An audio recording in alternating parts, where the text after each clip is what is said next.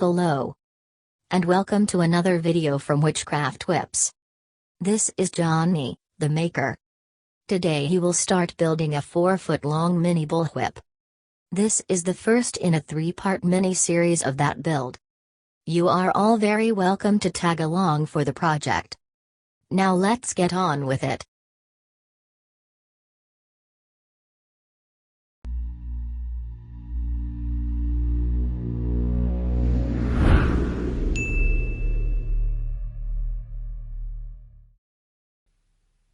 That's right, a 4-foot mini bullwhip. This is gonna be a Christmas present for someone. And I started this whip a while back, but didn't have the time to finish it. My schedule is a bit packed right now, so today I'm hoping to get the first belly on there at least. So right now we have a handle foundation and a piece of kip forming the core. Total length of this right now is 3 foot long. If you think that the core looks a bit weird, you're quite right, it does. When I started this whip a while back, I plaited a belly on here, but realized that I had to undo that because it didn't turn out real good. The reason that the first belly didn't turn out any good is I remember that day I was very stressed out, I had a lot of things to do, and I just couldn't get in the zone of actually making a whip, and that's very important, at least to me. Sort of like meditation in a way, you know, you just have to forget about everything except the project, and having a lot of thoughts wandering around in your head while you're working just doesn't work out for me. So we're gonna start afresh. Like I said, we have our handle foundation and we have a piece of kip that's gonna form the core, and that's tied to the handle. So actually I don't have a lot of time today either, but I'm hoping that we'll at least have a first belly on there today, and then we're gonna pick this up a bit later on. And this is just a side project for fun that I'll be working on from time to time between my regular projects.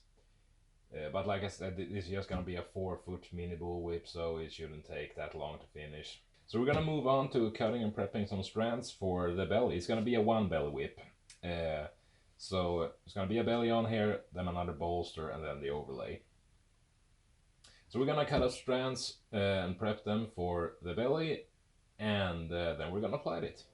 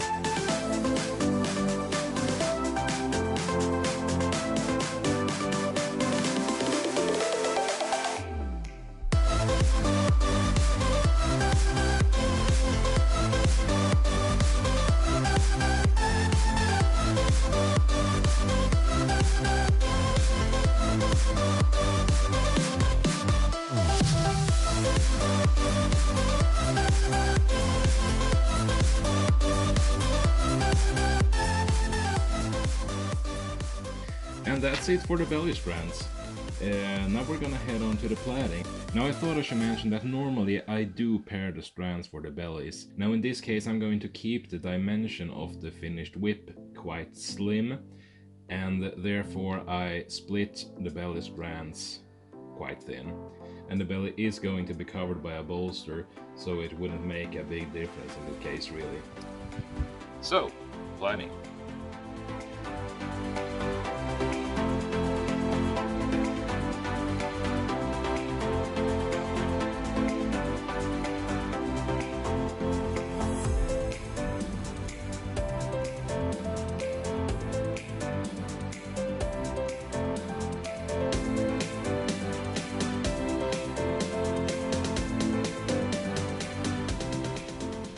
A small quick tip regarding plaiting. When plaiting a whip, the plaiting has to be tight. And when plaiting tight, you have to first pull tight and then plait loose. So you pull the strand tight and then you plait loose. But to get it as tight as possible, what I do is that I pull tight and then I hold for a second before laying the strand in place.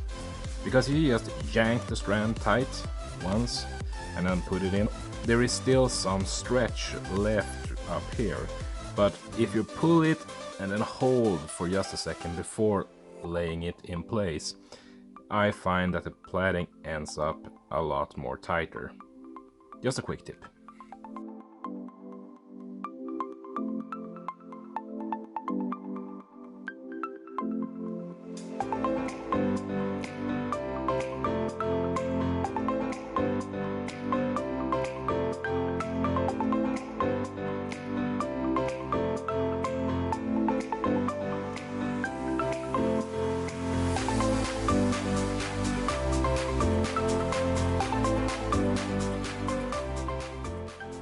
Plaiting of the belly is done.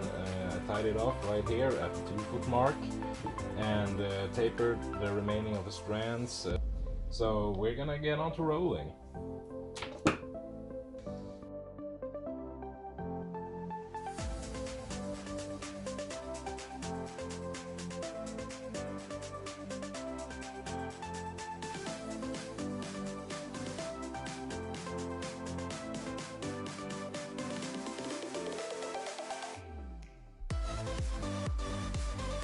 Rolling is one of many essentials when it comes to whip making, but it's one of the processes that I hate the most.